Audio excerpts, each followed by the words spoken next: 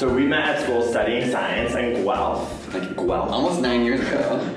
Long time. Yeah. We like to say Guelph because it's a really weird name, and it's a city near Toronto. In Canada. And so we studied there for about 4 years, and then I went to teachers college, and he sort of started to understand and meet Medical YouTubers. YouTubers, and we sort of, and then Greg went to teach classrooms, and that's where I think we started realizing the power of YouTube. And I had younger siblings who all they do is watch YouTube and they come home, but even to learn stuff like learning guitar or just the simple things.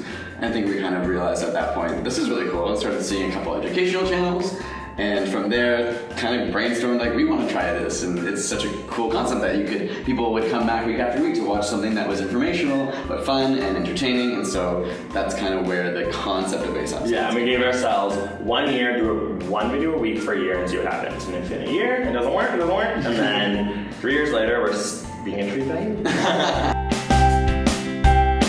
We love Bjork. Yeah. Although she's a musician, she does like her last album was like a science music app like collaboration. So we like her in that she's like an artist or musician who is managing to make to bring science into something where it's not conventionally used and it's like current. Like our philosophy has always been to try and teach science in sort of a non-traditional way. Obviously there's many amazing assets to, being in a classroom and learning through a textbook and stuff, but for our approach, in that same way Bjork tries to infuse different elements of music and art and stuff to teach and to inspire, I think we try and look at that aspect so we can inspire people who probably didn't like science or thought it was too hard or weren't that interested in it. That's our goal, and our manifesto is to reach those people in an interesting way that they would find fascinating. It's amazing to realize that there's so many young people come and are just so stoked about science and learning, and I think that's been the most amazing thing because we spend so much time in a room making videos and researching for videos, to actually see like a number, just of one view as a person, and then even hundreds of views is like hundreds of people. It's crazy. Just do it. And a lot of people are like, a lot of creators here that are just starting a channel or are really debating what they want to create, they think on it for so long and they're worried that it's not going to be perfect, and they want like crazy high quality productions, and you just kind of have to start somewhere, because we always talk about how we cringe when we look back at our first video now. It's like so ugly and it's like not even very well done, but it's kind of nice to see that you really do progress, and it's the internet. It doesn't matter. It will all get better. People will love it or hate it. It's okay. It doesn't matter. You just gotta do it and put it out there, and then that's really the only way that you can get better, I think.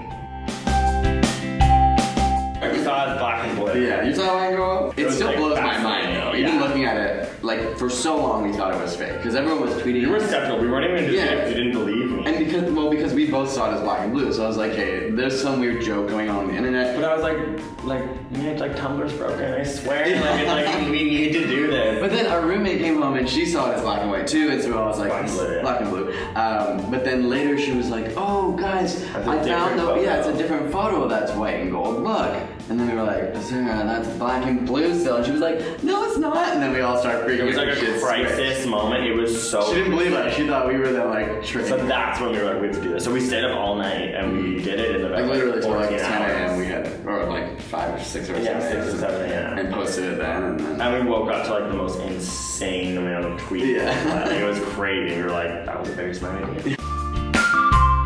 I think thanks for us, we're trying to build a bigger team. It's been us and one other person for a very long time, and it's become like exhausting in a good way, but also we want to like do more and do bigger and do better. We're thinking like we currently do the whiteboard videos. They're super popular. They continue to be really popular. So we're never going to stop doing them, but we're thinking like what are other ways that we can actually do like more like different styles with help from other people, and like using the assets that like other people and their brains might be able to help us with. An award like an Oscar or a Nobel Peace Prize.